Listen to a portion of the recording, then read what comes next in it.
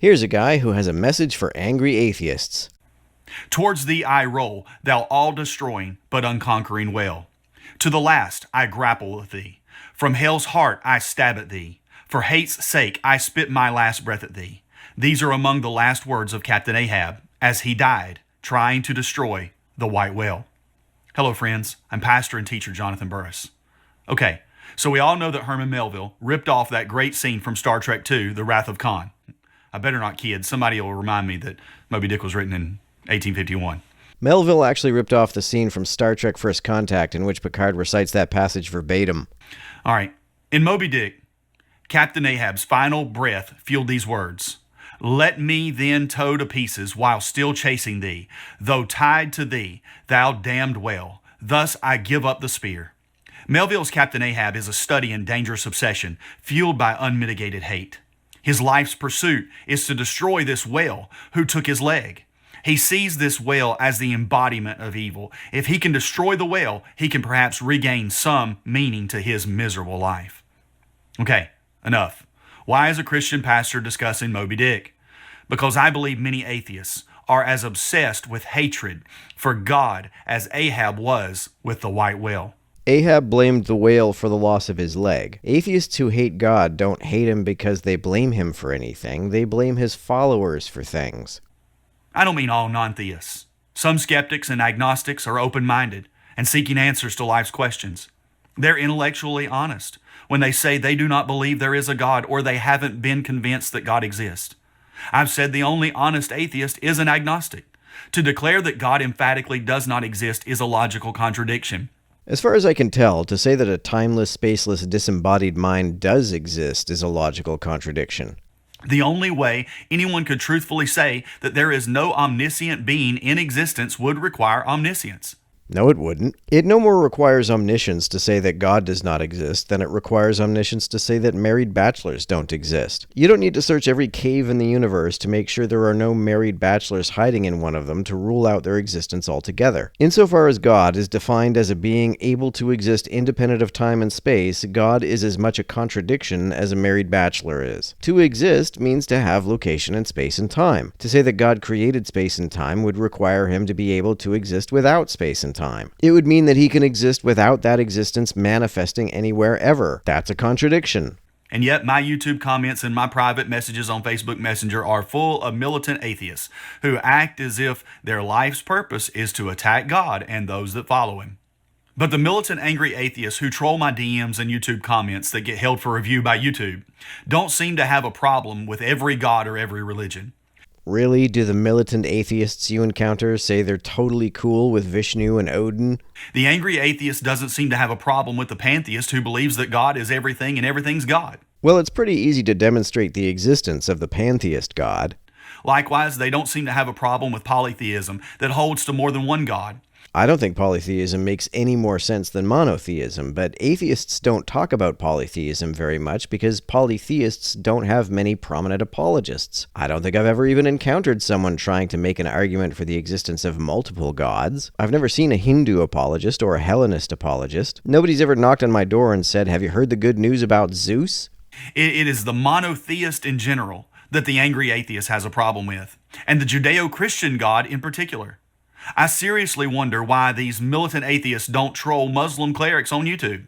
I get this a lot. Christians will be in my comments saying, "I bet you don't make videos about Muslims," despite the fact that I have dozens of videos responding to Muslim apologists on my channel. The most recent previous video that I uploaded was a response to a Muslim. And this isn't just me, you'll find responses to Muslims on lots of atheist channels. Apologists usually treat Richard Dawkins like he's the Pope of atheism, and it's not hard to find clips of Dawkins aggressively criticizing Muslims. Also, this guy for some reason seems to think that the Judeo-Christian God is different from the Abrahamic God.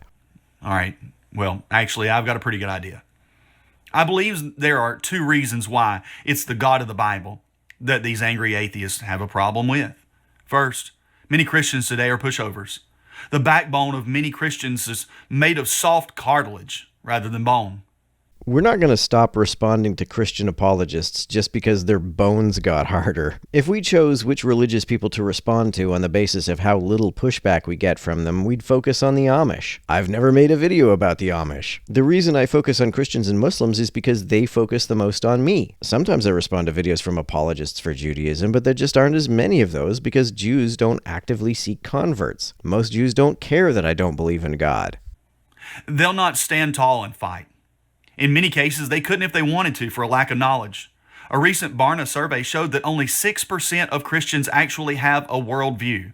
I suspect that's the case for most of the largest religions. Most religious people are raised in their religion rather than converting to their religion. Converts also tend to be more zealous than folks raised in their religion. I suspect this is because if you're raised in a religion, you don't really consider its tenets as carefully as a convert. Converts usually actually look into the tenets of the religion to which they convert. Secondly, it's because the God of the Bible convicts them, and they desperately desire for him not to exist. This is another moldy old chestnut from apologists. They think we deny God's existence because we just want to sin. This doesn't make any sense. If I don't like a law, what good would it do me to deny that cops and prisons exist? Prison abolitionists desperately want prisons to not exist, but none of them simply deny that they do. Also, if I just want to sin, why would I need to deny that God exists? Even if God does exist, he's never stopped me from sinning before. In a recent video, I quoted 3 famous atheists who readily admitted that they had presuppositions for not wanting God to exist. I don't believe it is only those 3 who have such presuppositions. What does that even mean? What is a presupposition for not wanting God to exist? I could understand having a presupposition from which one concludes that a God does not exist, but what does it mean to have a presupposition for not wanting God to exist? I believe Romans 1:20 and 21 hits the nail on the head. For the invisible things of him from the creation of the world are clearly seen. Then in what sense are they invisible? What does that even mean? Being understood by the things that are made, even his eternal power and Godhead, so that they are without excuse. How exactly can I tell that anything is made by God? How do I tell the difference between something that is consciously made and something that is not consciously made? Because that when they knew God, they glorified him not as God, neither were thankful, but became vain in their imaginations, and their foolish heart was darkened. That describes the angry atheists. It's not that you don't believe God exists. You know he does. I don't even understand what a God is. And it bothers you. These angry atheists attack God as immoral and cruel. If they can somehow convince themselves that God is immoral, it gives them hope. If I believed that a God exists and then became convinced that such a God is immoral, that would be the most hopeless scenario imaginable. What hope could a person possibly have if they believe they share reality with a being that is both all-powerful and immoral? I'll tell you what the scariest thing in the Bible is. God is holy. God is good. Why is that scary? I don't understand why it would be scary to someone who likes good things. Because we are not. Why would someone voluntarily choose to not be good? If someone does something that they know is not good, then they either did not do so voluntarily, or that which is good can't be that good for them. Also, given that you hold God to be the standard by which goodness is judged, what would it even mean to say that God is good? It would be a meaningless tautology. To say that we fear God because he is good and we are not simply means that we fear God because we're not exactly like he is, and he will punish us for having values that are different from his own. You might say that God's values are better than our values, but since God is the standard by which you measure better, all that would mean is that God's values are more God's than ours are. Now, before you think I'm standing in a holier-than-thou position, let me stop you and tell you that I am not better than you. I was you. There was a time in my life when I hated God. Then you were never me, because I don't hate God. I don't hate anyone, fictional or non-fictional.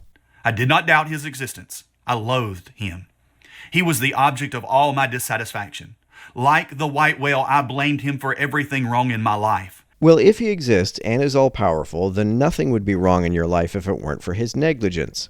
Before my 16th birthday, I was living in my uncle's house and sleeping on his couch because I couldn't get along with my own father. Everything I owned fit into a small trunk. On a shelf in his living room were 2 white Bibles given me by my maternal and paternal grandmothers. I couldn't stand the sight of them. Not open them and reading them. I never read them. It was merely the sight of the white covers that irked me. I emptied that trunk, threw those 2 Bibles into it, locked it, carried it down to my uncle's building. I pulled everything out of the back right corner, threw the trunk into the empty space, and piled everything I could find back on top of it so as to conceal it from my sight. I've been an atheist from the moment I heard that it was an option, and I've never lived anywhere without at least one Bible convenient to hand. I walked out of the building, walked across the road, threw the key to that trunk into the neighbor's pond. Spoiler alert, though, that did not end my problem. Shortly after turning 16 and getting my license, I went to my mom's for the weekend. After a horrible day at school, I had cursed out a young lady on the bus. I'd called her terrible things. In my rage, I spewed insult after insult at her, and she had done nothing to me. She and her brother were different. They were quiet. They were nice to other people. He took care of her. They were Christians. And I hated him for no other reason than he was a good guy. Sounds like your problem wasn't that you were an atheist. It sounds like you were just a dick. I treated his sister like trash, hoping that he would bow up to me. If he would just clench his fist, I could drop him. But this guy with tears running down his face just stood there between his weeping sister and a feral, hate-filled teenage punk. Finally, I stepped aside and let him pass. What do you think would have happened if those Christians had escalated the situation by standing up to you and showing you how hard their bones are? That seems to be what you're advocating, but I fail to see how the situation you're describing would have had a better ending if that's what they did. As the bus drove off, I sat in my seat and began to curse the bus driver and the other students, but that's okay. They were used to it. That evening, my mom tells me I'm going to church with them on Sunday. Nope, not me, I said. I soon realized it was not an option. I wasn't being asked. I decided if I've got to go, I'll drive separate and leave as quickly as I could. Before I pulled onto the road that the church was on, I turned my radio all the way up as loud as it would go so everybody could hear the explicit lyrics of the music I was listening to. I backed into the parking lot so I could make my getaway really fast. I pushed my family into the pew so I could sit on the outside, and I sat with one foot in the aisle the entire service so I could escape at my first opportunity. The preacher stood up. I began to laugh at him in my mind. I made fun of him in my head. I thought, somebody get this old skinny dude a sandwich. I had it all worked out in my head. I had seen enough church to know that this nut was going to spit and holler for a while, and when he gets tired, he'll tell us to stand up and bow our heads and close our eyes, and when he did, I would split.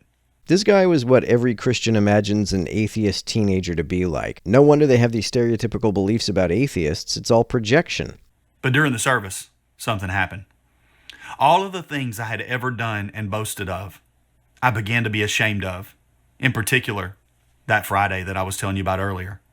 As the service progressed, I began to hate what I had loved just minutes before.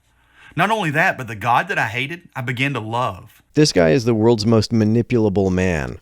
He whom I had literally screamed and cursed to leave me alone, I now wanted to know. When the time came for me to make my getaway, my foot betrayed me. Instead of stepping towards the door to get out, I stepped towards the altar, and he came in. I repented of my sins and believed the gospel. Everything changed. Why, though? Does this guy think that if edgy atheists just go to church, they'll magically repent of their sins and become Christians like he did? I got in my car and drove back to where I was staying. I went straight to the building, uncovered that trunk, busted it open, and got the 2 Bibles. I opened them for the very first time. In both of them were love letters written to me by both of my grandmothers. I spent years of my life feeling like unwanted and unloved trash. But right in front of me for all of those years was a book full of little notes written to me by someone who loved me. After I went through the notes stuffed inside, I began to read the pages themselves. And I discovered the entire book is a love letter written to me. Why, though? What passages specifically made you think that the Bible was written specifically to you? It tells me how evil I am, and it hit the nail on the head, and yet still, God loved me in spite of myself. Given that God is your standard of goodness, to say that someone is evil means nothing more than saying that they don't share every single one of God's values. Now, I'm not who I used to be. I'm not what I'd like to be. Why not? If you believe that you have free will, why aren't you using it to be what you'd like to be? But Christ did a work in my heart, and he took away the hatred that I had for God, for others, and for myself. It sounds like he did that without you asking. It sounds like you went to church against your will and it just happened magically. If he can do that to you without you asking, why doesn't he just do that to everyone? Ahab cried out, "Thou damned well, as he died. But it wasn't the whale who was damned. It was Ahab. To the angry atheist, I say to you, there's a reason why you focus your attention on the God of the Bible. It's because his holiness haunts you. And if you don't repent and believe the gospel as I did, then he, like Ahab's whale, will drag you down, down, down to hell in judgment. I have repented many times. It didn't make me any more of a Christian. But if you'll turn from your sin and believe him, he who is your greatest enemy will become your dearest friend. I used to believe him until I thought about it for a couple of minutes and it stopped making sense. Does God exist? No. Who created God? People did. Where did God come from? People's imaginations. If everything has a beginning, then God must also have a beginning, right? If time has a beginning, then God must have had a beginning if he exists. The only things that have no beginnings are things that don't exist and things that have existed for infinite time. Of course, since the universe is the space-time continuum, if time does not have a beginning, neither does the universe.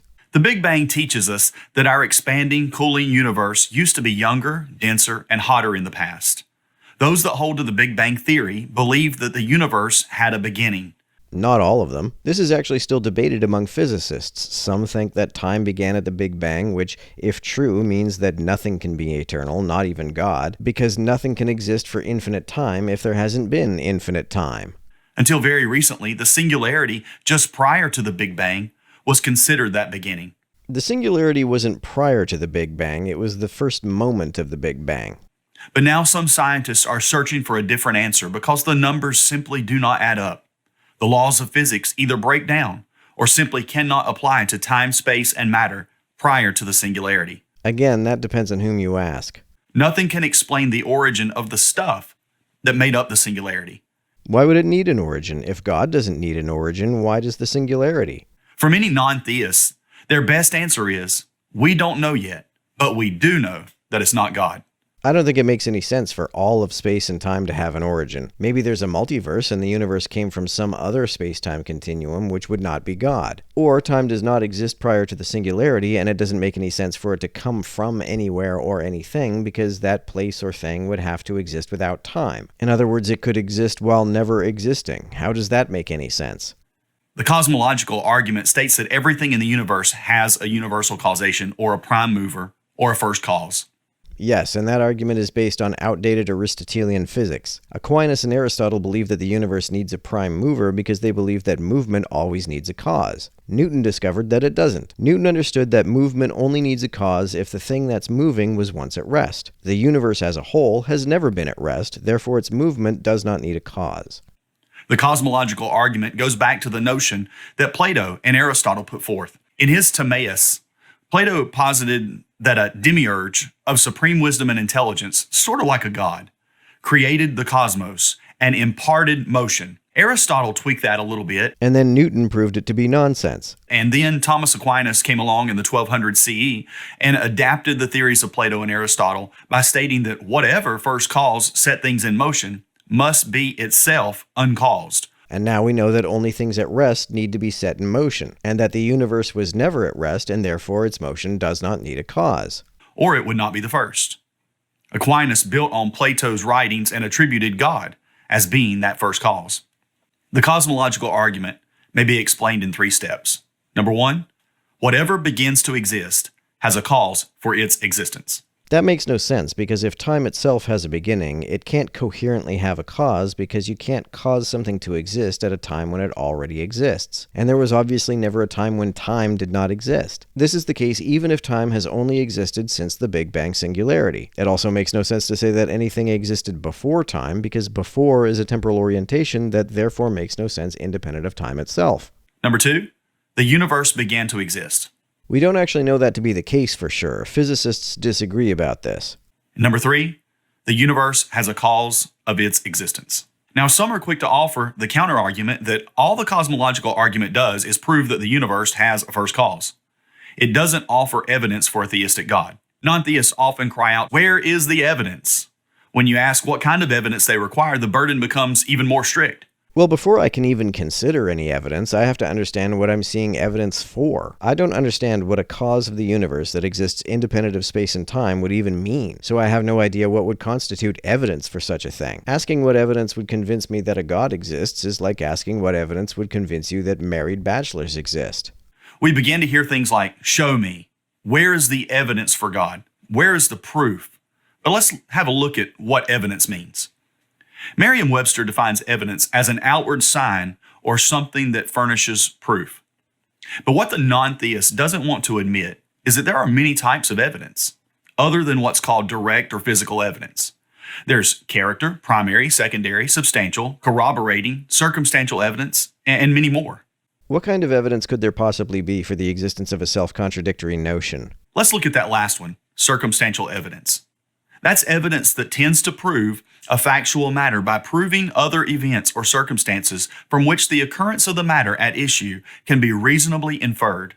What evidence could possibly lead you to reasonably infer that contradictions are true? That's what the cosmological argument does.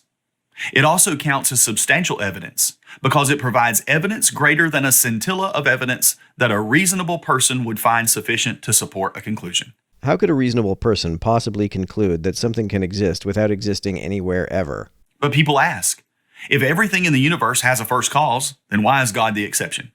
Another way of asking that is, who created God? Great question, and I'm so glad you asked. After all, that is why you clicked on this video. God, as creator, must exist outside of his creation and cannot be limited by it.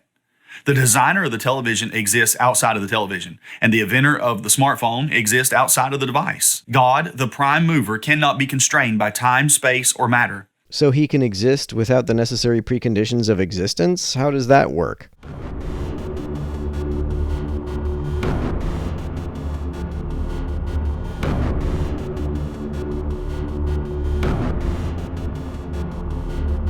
To everyone who helps me out on Patreon, you're a big help. Thanks so much.